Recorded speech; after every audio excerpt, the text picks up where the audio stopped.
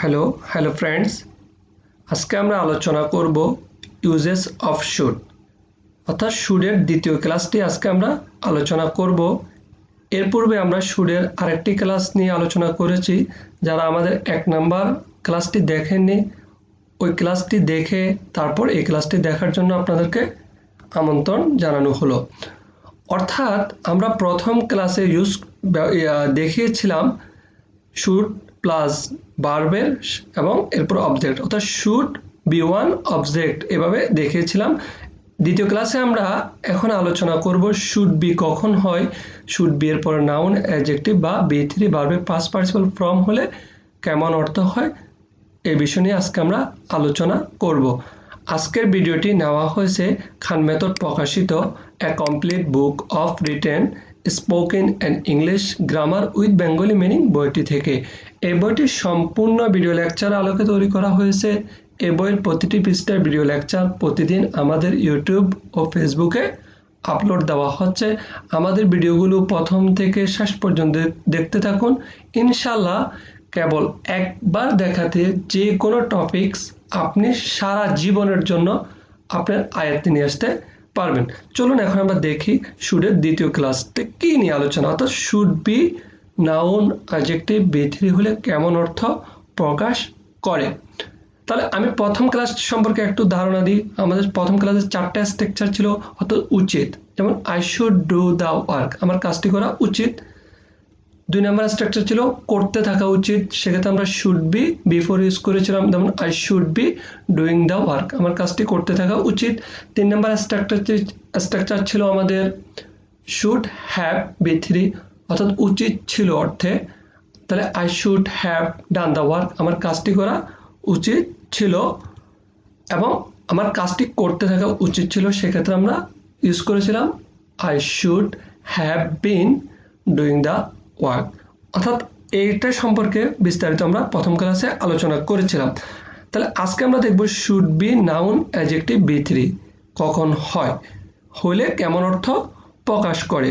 চলুন তাহলে এখন দেখতেছি শুড বি, অর্থাৎ শুড বির পরে নাউন অ্যাডজেক্টিভ বি3 হতে পারে, should be being noun adjective বি3 হতে পারে, should have been noun adjective বি3 হতে পারে, should have been being noun adjective বি3 হতে পারে। তাহলে শুড বি নাউন অ্যাডজেক্টিভ বি3 হলে হওয়া উচিত, আর should be being noun adjective বি3 হলে হইতে থাকা উচিত। এখানে 4টা পয়েন্ট মনে রাখবেন, হওয়া উচিত, হইতে থাকা উচিত, আরেকটা হচ্ছে হওয়া উচিত ছিল, আরেকটা ছিল হইতে থাকা উচিত ছিল। 4টা জিনিস আপনি ভালো করে মাথায় নিয়ে নেবেন। হওয়া উচিত, হইতে থাকা উচিত, হওয়া উচিত ছিল, হইতে থাকা উচিত ছিল, এমন অর্থ প্রকাশ করবে।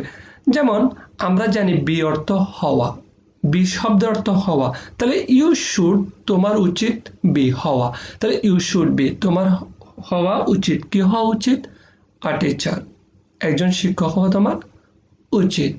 তাহলে বি ফার্স্ট ফর্ম, বি এর বিফোর অর্থাৎ বি এর আইএনজি ফর্ম, তাহলে ইউ শুড বি বিং তোমার হইতে থাকা উচিত, কন্টিনিউয়াস টেন্স তোমার হইতে থাকা উচিত, কি হইতে থাকা উচিত, আ টিচার একজন শিক্ষক হইতে থাকা উচিত। তাহলে ইউ শুড হ্যাভ বিন, এই বিনটা মূলত বি এর থার্ড ফর্ম, বি এর থার্ড ফর্ম বিন, তাহলে ইউ শুড হ্যাভ বিন তোমার হওয়া উচিত ছিল, কি উচিত ছিল, ইউ শুড হ্যাভ উচিত ছিল বিন আ টিচার একজন শিক্ষক হওয়া তোমার উচিত ছিল, একজন শিক্ষক হইতে থাকা তোমার উচিত ছিল, you should have been being doing you should have been being a teacher তোমার একজন শিক্ষক হইতে থাকা উচিত ছিল। অর্থাৎ এখানে আ টিচারের জায়গায় আপনি যে কোনো কমন নাউন ইউজ করতে পারবেন, a player, a doctor, a chairman, member, prime minister, any, অর্থাৎ যে কোনো বয় গার্ল যে কোনো আপনি কমন নাউন ইউজ করতে পারবেন। যারা আমার নাউনের ভিডিওটি দেখেননি তারা আমার নাউনের ভিডিওটি দেখে নেবেন। ইনশাআল্লাহ প্রতিটি টপিকসে আপনি একবার দেখাতেই বুঝতে পারবেন। তাহলে আপনার ফ্লুয়েন্সিটা বাড়ানোর জন্য আপনি এখান থেকে চারটা সেন্টেন্সে কনভার্ট করে নেবেন।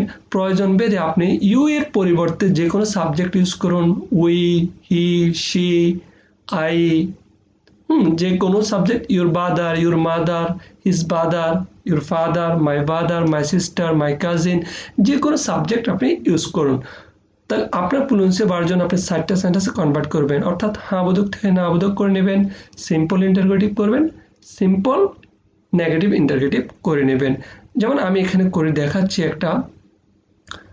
প্রতিটি সেন্টেন্সের অর্থ প্রকাশ পাবে এমন না, আপনার ফ্লুয়েন্সি বাড়ানোর জন্য আপনাকে সেন্টেন্সটা করে যেতে হবে, বলে যেতে হবে, তাহলে মুখের যে জড়তাটা আপনার সেটা অল্প দিনে কেটে উঠবে। তাহলে you should be a teacher, তোমার একজন শিক্ষক হওয়া উচিত। You should not be a teacher, তোমার একজন শিক্ষক হওয়া উচিত না। প্রশ্নগুলো শুডটাকে আগে এনে দিবেন সাবজেক্টের। Should you be a teacher, তোমার কি একজন শিক্ষক হওয়া উচিত।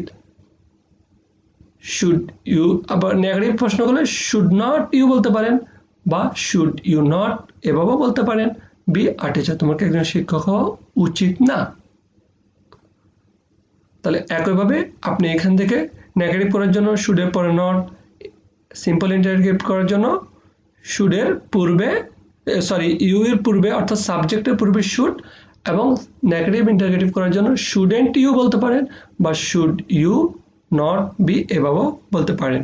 শেষে কোশ্চেন মার্ক দিবেন। একইভাবে এগুলো তাহলে নেগেটিভ করার জন্য শুডের পর এখানে নট দিবেন, শুড এবং হ্যাভের মিডলে নট ইউজ করবেন। প্রশ্ন করার জন্য শুডকে আগে নিয়ে আসবেন। নেগেটিভের প্রশ্ন করার জন্য শুড নট ইউ বা শুড ইউ নট দিয়ে বাকি অংশটা বসিয়ে কোশ্চেন মার্ক দিয়ে দিবেন।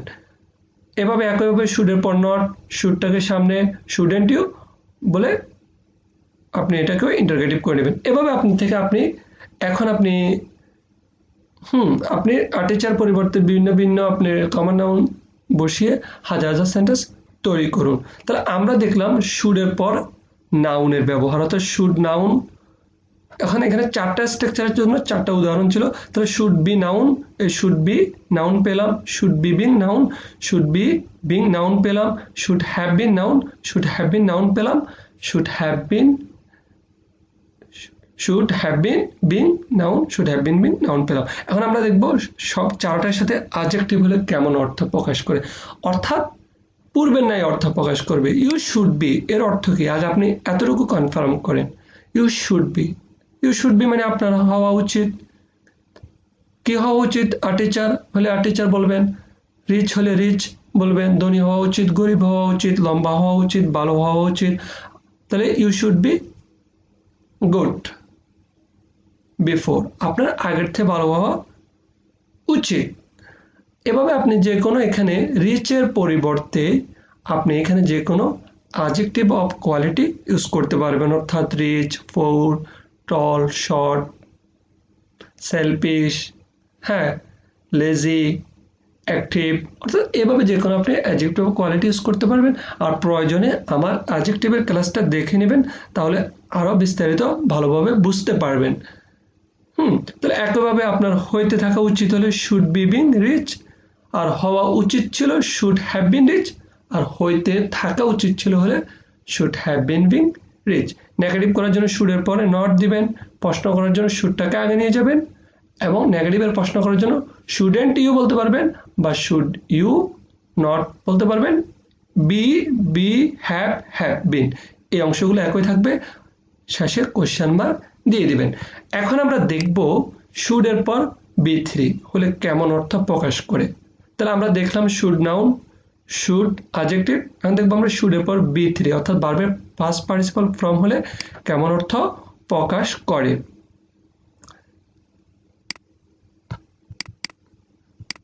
অর্থাৎ এখানে দেখুন, তাহলে আমরা আগের মতোই চেষ্টা করি। ইউ শুড বি আপনার হওয়া উচিত, ইউ শুড বি মানে আপনার হওয়া উচিত।